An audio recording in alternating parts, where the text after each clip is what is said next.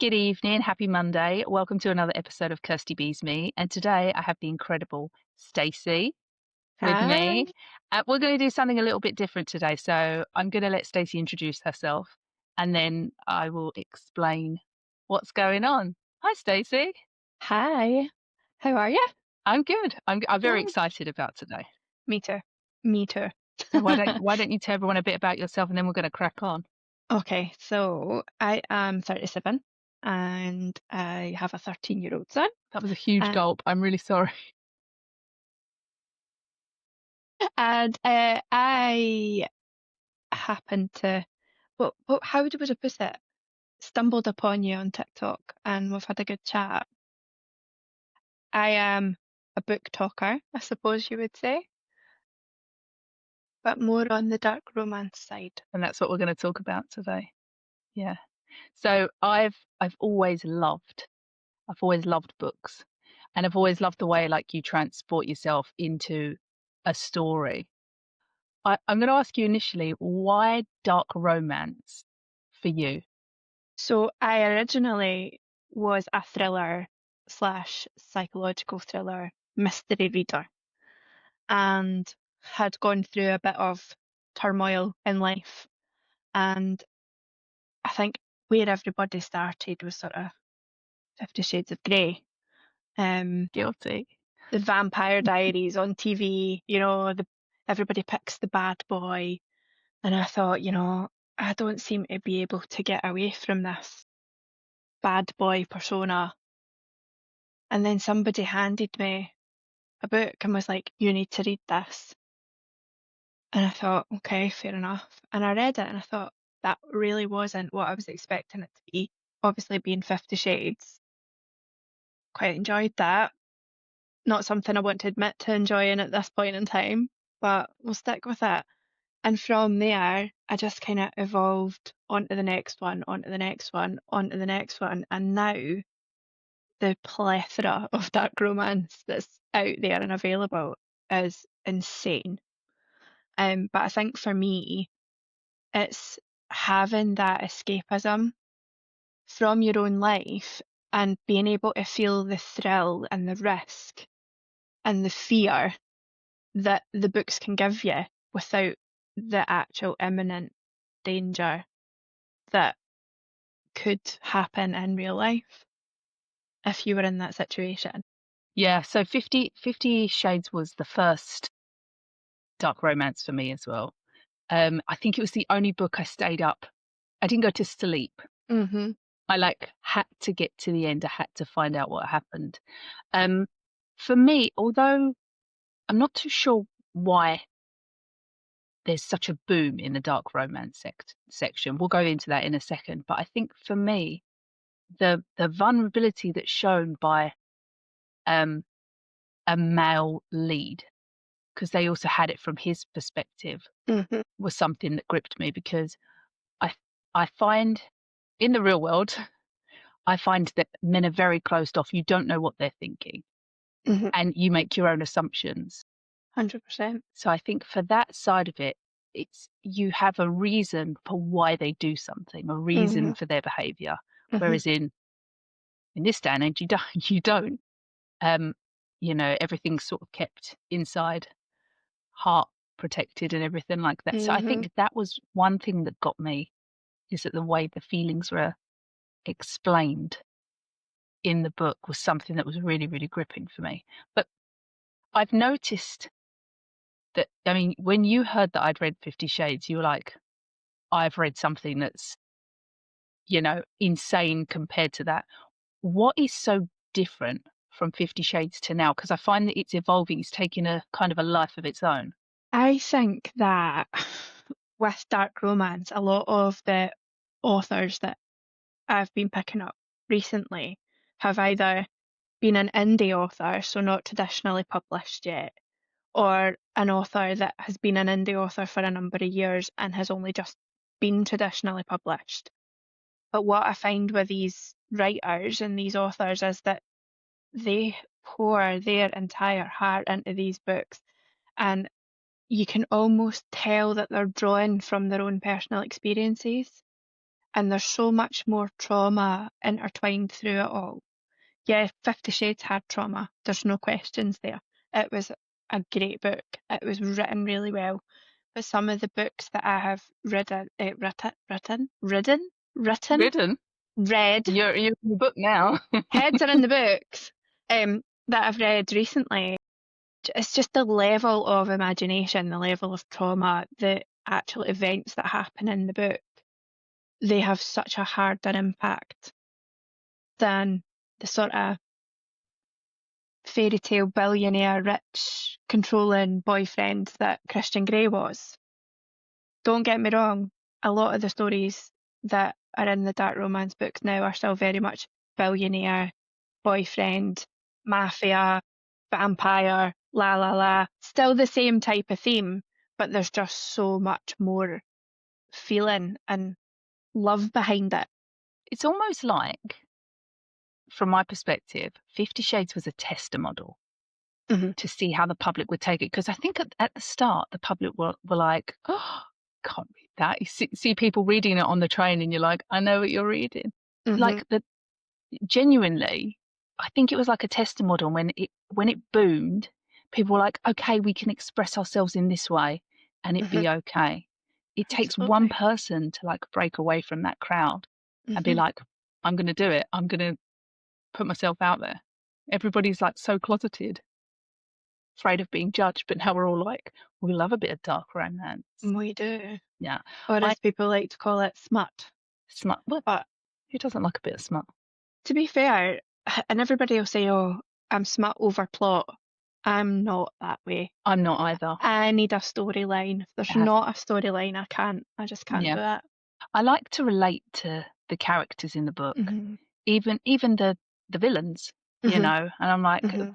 they've behaved a certain way because they've been hurt, or they weren't loved as a child. Because when they go back to a childhood memory, Mhm.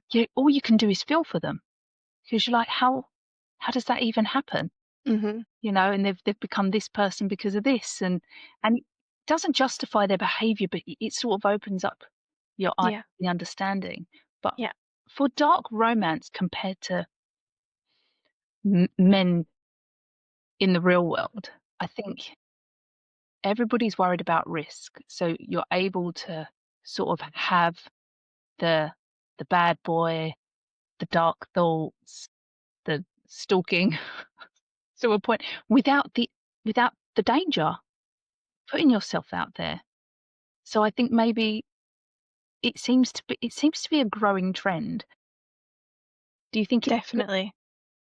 I think it's definitely a growing trend, and I think that it's at the same time these male main characters that people are drilling over and that reading about and they're very romanticized. So as Mhm. much as they are a villain as such, the way that they portray the male main character and how he feels about his female or the women in his life, it is exactly how we as women want our real life men to think and feel about us.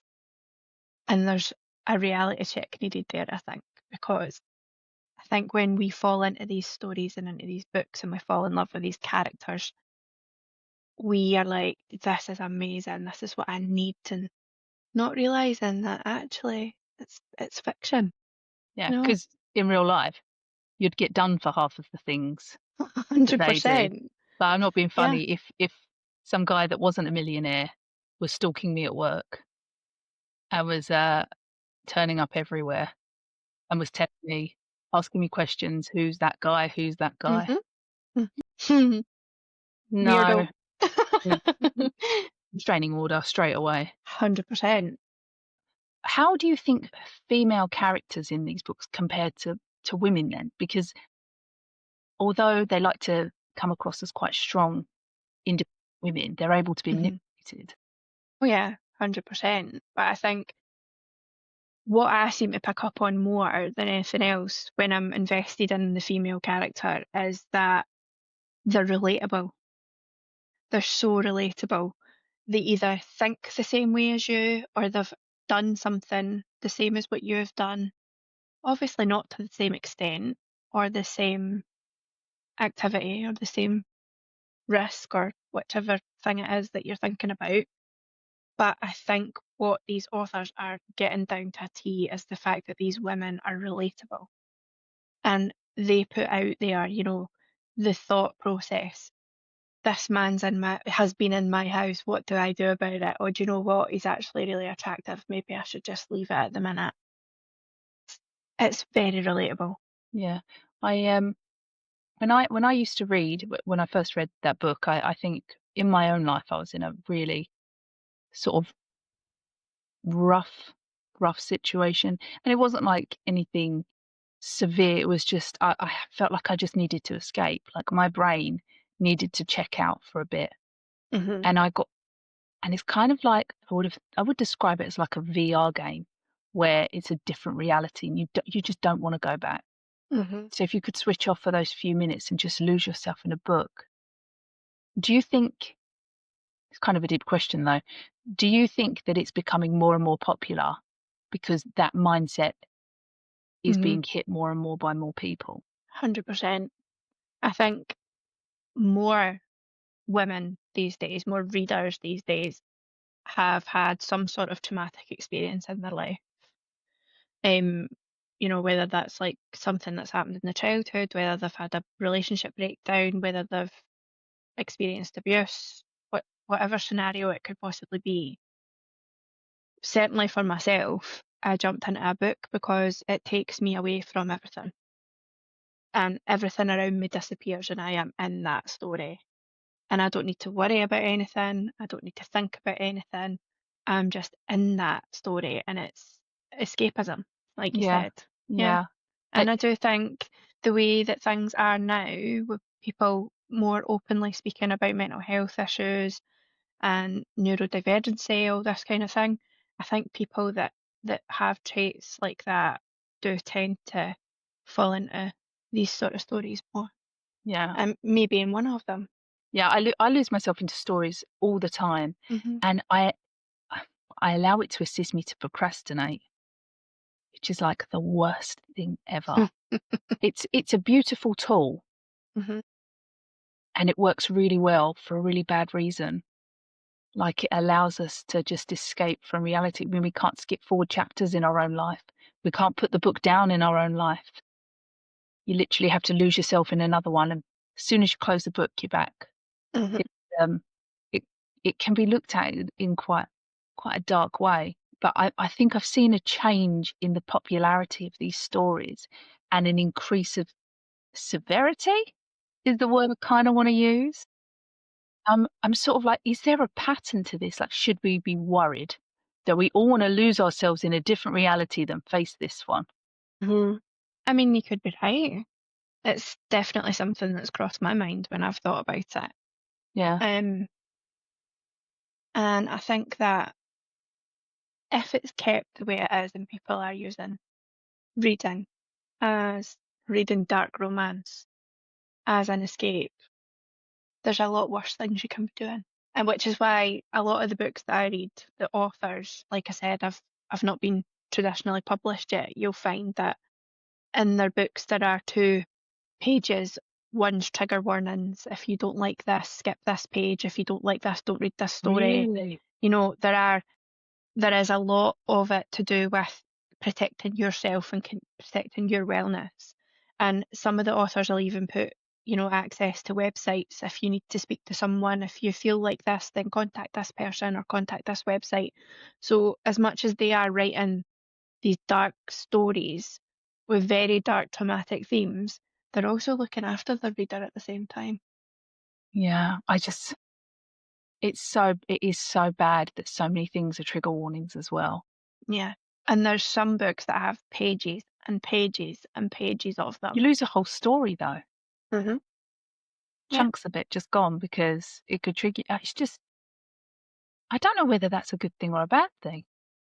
I think it depends on the person and how But you wouldn't you be interested in those kind of books, really. know, which is what's strange, Yeah. I find, because like I'm someone who's been through trauma. and I'll pick up a trigger warning list and read it like it's a fancy menu in a fancy restaurant. And I'll be like, oh yes, oh yes, oh yes. I'll have that Even trigger, though please. Thank you. in real life I'd be like, no, no, no. But if it's in a book, I'm like, give it to What? me now. Why the difference? I have no idea. I think it's almost maybe like an internal need. Like it's almost like that is not something that is acceptable in the real world. But To me, it's this, like a therapy.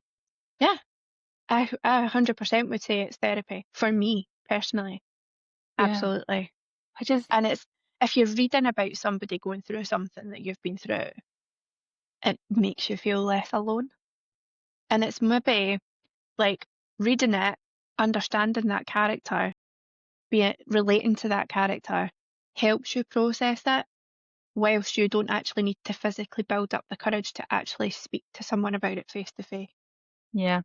I actually agree because you could there's another boom in books that I think you had on your live the other day, which is like self-help books and ways to encourage you and, you know, let them go and like or let Mhm. them like all of these books are really, really good tools. Mhm. And truly believing in them. The only difference is with the self-help books, you have to action as a Yes. main character. You have to action it. Whereas the fantasy dark side of it, you don't. You're letting somebody else take the wheel. Yeah. Exactly. And I think for a lot of people, especially speaking for myself here, for me, that's what I need. I need to read something and be like, oh, wow, that that's a bit close to home. Yeah, That really makes me think about how I dealt with that, how much worse I could have dealt with that, but also it gives you that little bit of self-esteem thinking, you know, people do go through worse, but it doesn't make it any less of an issue for you.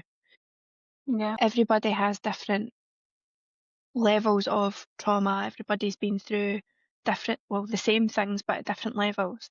It doesn't mean that they're any worse or any better than you are.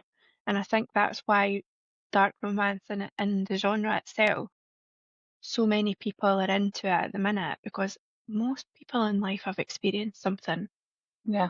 that they shouldn't have. No, it highlights the issue without the fear factor. Hmm. Yeah, It's it's such a shame that we all sort of relate to something so dark in such a light-hearted way. because if someone was to sit you down like this and speak to you, physically speak to you face to face about one of those stories, but it was real life, you would be like, You'd be horrified. I have no idea what to do with this information. I don't know how to help you. I don't know what to say. Yeah, And I think that's where the escapism comes in because it's so far from reality yeah. that you don't even need to think about it. Yeah, and you don't have to say anything. So if it's written in a book, if an author said something that you've related to, you haven't had to say a word. You haven't had to say, "Oh, this happened to me," and have somebody respond and like, "That's crazy. I don't wanna hear that," and Yeah. get shut down. Hmm. So, oh my God, it's so weird. It's like 2 different sides of it. It's escapism, which isn't ideal. It removes the fear factor. It's a type of therapy. Hmm. It's everything that somebody needs, but it's such a isolating thing to do, but everybody enjoys it. It's so weird. It's like a It complete is. bag of tricks. And you don't know what you're getting. If you're anything like me, I'm a blind reader. Manage somehow being a book talker to avoid the spoilers and avoid all the little tidbits that you can stumble across. And I go in blind. I sometimes don't even look at the trigger warnings, which is never a good idea. Don't ever do that, ever. Please check your trigger warnings, regardless of what you're reading. I like to go into something not knowing anything about it. And I think that is part of me that needs to be brave. So that's me kind of giving myself that little bit of rope to allow myself to do that, which is probably not something I would do day to day. No. Is is your I don't want to say the word obsession. I'm trying to stay away from that word. Is your interest there you go, in books and this particular genre, is it evolving? I would say, yeah, because the books are evolving. So But are you if finding like so you came from a thriller background, you're now at dark romance. Mhm. Is this to stay and just get bigger? Are you moving one way? I think for me, I'm very much a mood reader, which sounds strange because a lot of the things that I read are dark romance, and it makes me think, what type of mood am I in that I am plunging myself into Red this Room of darkness? Pain, one of those moods, Yeah, eh? every day, like really. But I think just generally, even looking back, like I remember speaking to someone not too long ago that said, "Where do you think that your dark romance interest started?" But when, and I said to it, when you think about it, if you strip it back to the bare bones of everything, and you take yourself back to when you were young and you watched Disney movies, there's always darkness in Disney. Look at Beauty and the Beast, for example. It's a dark romance. She's held against her will in captivity. He's a monster, but he falls in love with her. You know, these things have been around for a very long time. I just feel that social media and authors themselves aren't scared to talk about it anymore or put it down on paper. And now that it's becoming more socially acceptable, people aren't scared to say, I'm reading this or I'm reading that because they're proud of it. So yeah, I do think it's evolving. Yeah. It's Yeah. taken on a life of its own. hmm It's kind of everywhere. And now you're seeing, these TikTok accounts that are masked men that, so this is a dark romance book talk thing. So this is a, It doesn't do anything for me though, I'll be honest with no, I mean, you. I'm a dark romance reader and I cringe when I see these pages. I'm like, oh, like, but there is a niche for it. There is. There is. I mean, it's a little concerning that there's such a niche, but it's, whatever makes you Yeah. happy. And there is actually a book about it. This one, Like, Lights Out. how? This is comedy genius. Really? It's dark romance, but it is so funny. I have never laughed out loud so much when I've been reading a book. God, But have you got like a top five that you want to recommend? so that would be one of them. I've got four with me, Okay.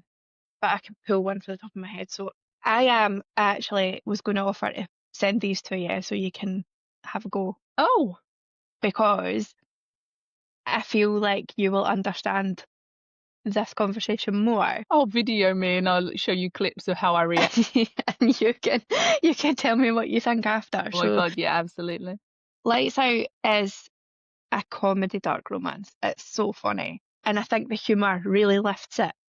Really, really lifts it. The author's been really clever with it. And it's so relatable because it's a stalker romance, but he starts stalking her from her following him on TikTok. It's so good. It's so, so I good. mean, there's And stalkers on TikTok, never. it's a masked man on TikTok, A and she's like, masked man. oh, yes, please, yes, and she starts leaving, flirty, bantery comments, and he picks up on it, and it's like, okay, Jesus, I'm and cringing it already. it goes from there. Okay. Um, this one, Under Your Scars. I mentioned this to you in the live Yeah, yeah, yeah. I yesterday. remember. I still haven't recovered for this one, and That good or that bad? That good, huh? I read it in March. I did a buddy read with one of my friends, and we read it at the same time, and I still haven't recovered. This was heartbreaking, No. heartbreaking, but it was so good you could not put it down. Okay. All right. I'll give it a go. And I need to apologise for this one because my dog's chewed the corner of it. But this is the novella that comes after this, and it just heals you. This one. Okay. So Trauma they and these healing. these Wait. come as a pair, black and white. Very well done. Written in the Scars. This is a very new author. One of my friends has written this, Really? Is it really and good? it's fantastic. It's absolutely fantastic. It's a mafia romance, and it's just insane. It's very spicy, this one. Actually, they're all very spicy, but I yeah, I look, I find that I like the spice of it because I'm so sorry to say this. I'm so sorry, okay. everyone, because I find real life in that area is so bland. Yeah, yeah. Well, there's some things that happen in these books that would never happen in real life, and if they did, I would be extremely concerned. No, like But I didn't like not the extremes, but like the thrill, the excitement of the somebody actually putting in some goddamn effort. effort, yeah, Jesus, exactly, exactly. can't And even get a reply to a message, these men and these people are are stalking. these men are insane. Okay. They're insane, not in a bad way. Obviously, they're stalkers, but the their non-stalker persona, they're everything you would want in a man, which is what the draw is, you know? Yeah. But yeah, I'm happy to post these to you if you want to have a go at them. Yeah. I'll have a go and I'll let you know. Yeah, Oh, I'm very absolutely. excited. Thank you. I I mean, the episodes are like half hour, so can you believe we've been talking for nearly half an hour? It feels like 5 minutes. I know, and that's crazy. I this is why I like doing it. Like I like to go thick and fast into conversations, so people get a lot in a condensed And amount of yeah, time. hmm But I think the one thing that I'll take away from this conversation is that it's a good and bad thing to have dark romance get so big because it highlights a need that's being fulfilled, but it also highlights an issue that exists. it's absolutely. And I don't know whether that there's a healthy outlet. I mean, it's not harming anyone to read these books and that you get lost in them like I've been there myself. Hmm. Um, but the fact that it's getting more and more popular it's like more and more people trying to escape reality. Yeah, it is a worry. When you hear it like that, then yeah, it absolutely is a Yeah. worry.